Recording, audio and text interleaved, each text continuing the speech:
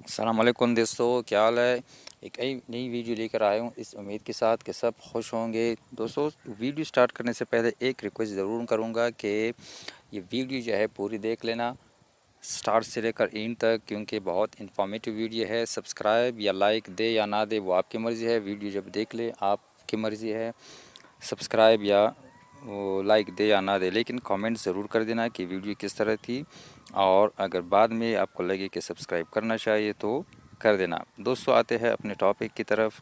Topic है peso voice. अब इसमें टॉपिक पेसो वॉइस में टॉपिक क्या है कि पेसो वॉइस का इस्तेमाल हम इंग्लिश ग्रामर में क्यों करते हैं। जितने भी इंग्लिश स्टूडेंट्स हैं उन सबको पता है कि एक एक्टिव सेंटेंस को हम पेसो वॉइस में किस तरह चेंज कर लेते हैं, लेकिन बहुत रेयर स्टूडेंट्स ये जानते हैं कि इंग्लिश ग्रामर में पेसो वॉइस का इस्तेमाल क्यों होता है। तो वो सब इस वीडियो में डिस्कस होने जा रहे हैं।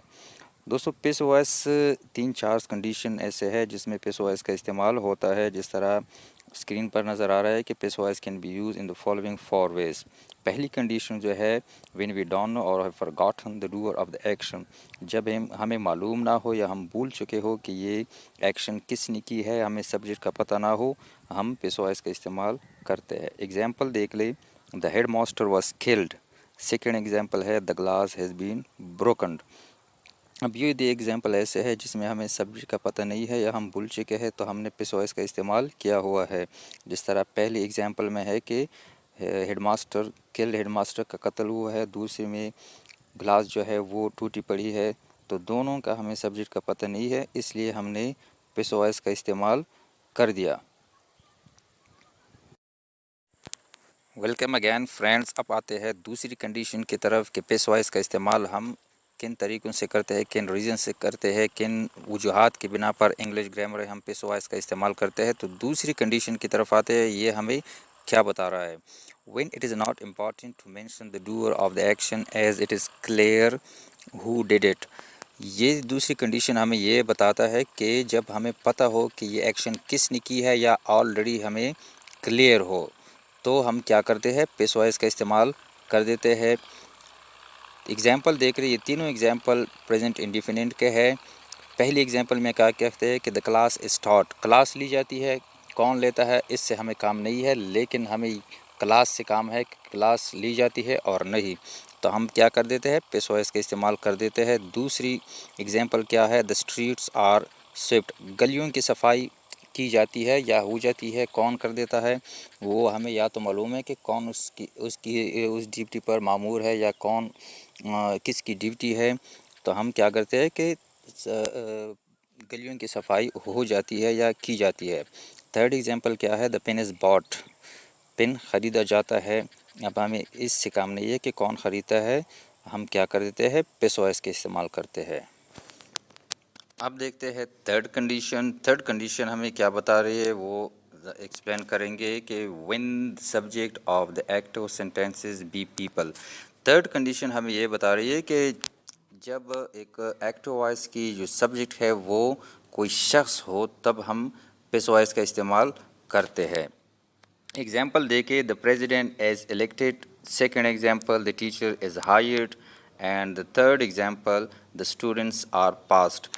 अगर ये तीनों एग्जाम्पल आप देख रहे तो तीनों एग्जाम्पल में प्रेसिडेंट जो है या स्टूडेंट जो है या टीचर जो है, ये क्या है, शख्सियात है या पीपल है। इसलिए हमने पेसो वॉइस का इंतखाब किया है या ये सेंटेंसेस हमने पेसो वॉइस में इस्तेमाल कर दी है। तो इस कंडीशन में इतना कुछ नहीं है।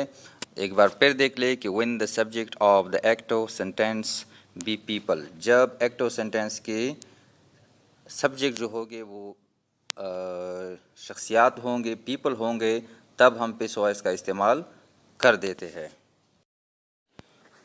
फ्रेंड्स, अब आते हैं कंडीशन फोर्थ की तरफ, यानी वो फोर्थ कौन सा कंडीशन है जिसमें हम एक्टिव की जगह पेसो का इस्तेमाल करते हैं, या इंग्लिश ग्रामर में वो कौन सा फोर्थ कंडीशन है जिसमें हम पेसो वॉइस का इस्तेमाल करते हैं। तो देखते हैं फोर्थ कंडीशन क्या कहते हैं। When we are more interested in the action then someone has performed it.